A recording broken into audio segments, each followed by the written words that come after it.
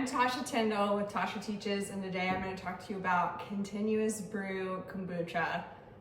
This is a disclaimer. There are a lot of ways to do this. I'm not saying my way is the right way. I'm just here to show you how I do it. Let's talk about what you'll need to do continuous brew kombucha. You're going to need some sort of a crock with a spigot. You can do stainless steel. This is a ceramic crock. The only thing you don't want to do is glass, because if you want to use this like a Scoby motel like I do, you're not going to want the sun to be able to permeate the sides. You're going to need some tea, and I'll link the one that I like to use in the description. Sugar, a large container to brew your tea in. I do a gallon at a time. You could use 2 half-gallon jars if you don't have a big gallon-sized jar. I do that sometimes. And you'll need containers to do a secondary ferment on your kombucha. So my Scoby has been hanging out in its Scoby motel for a few weeks now. I haven't really felt like making kombucha, so I have just left it in here with bare minimum of the tea. So you can see it's pretty gross. I'm just gonna go ahead and get rid of this top layer. Now this is a baby you could give somebody else.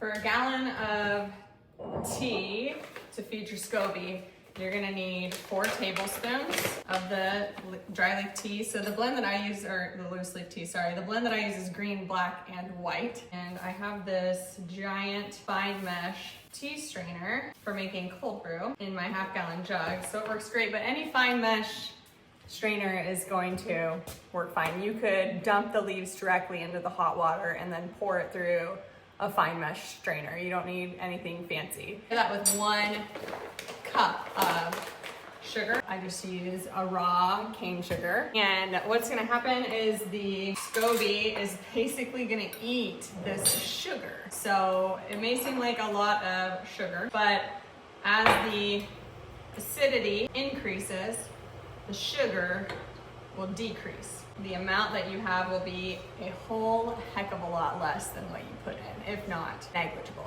Okay, while I'm waiting for the rest of my water to heat up, I want to talk about pH. And the perfect pH for your kombucha is going to be between 2.5 and 3.5. If you're going to second ferment your kombucha, you're going to want it more on the alkaline side, because it's going to continue to ferment in your second ferment container. So you'll want it closer to 3.5, or else you're gonna get a really acidic kombucha after a 2 to 5 day second ferment. So I know that's confusing, but 2.5 to 3.5. 3.5 is less acidic, 2.5 is more, so 2.5 is more like a vinegar. And what I use for pH are these little pH strips. You tear off a little bit, you dip it in, you compare it to the color. They're super cheap. I can't tell you how long it's gonna take to get to that pH, because it's gonna depend on your Scoby, how much tea you fed it, how acidic your Scoby motel or hotel is. So if it's been stored for a long time, what's in there, that little bit of liquid, is gonna be really acidic.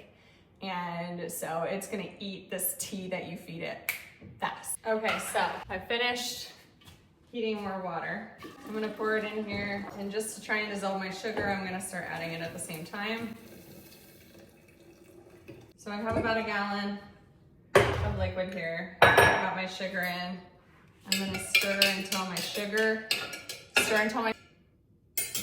and then I'm gonna put my tea into this container. I'm gonna leave the lid off, and I'm gonna leave it just like this until it's cooled. Once it's cooled, you're gonna pour it into your Scoby continuous brew container, and then you're gonna monitor the pH.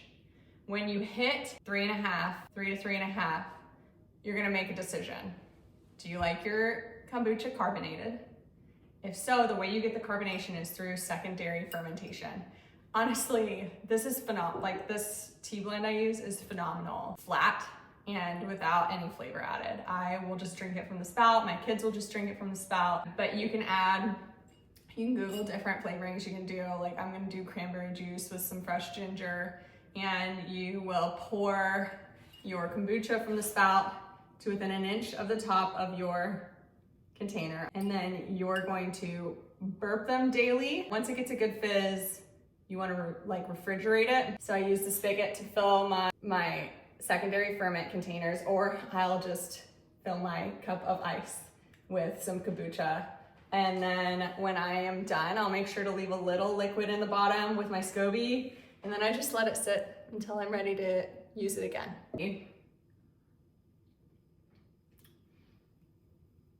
That's like drinking vinegar. This is very, very acidic.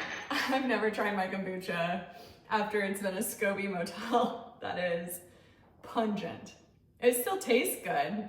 I had Tulsi basil and saffron and tart cherry juice in this one, so it's a really beautiful color. You can see the fizz is very minor.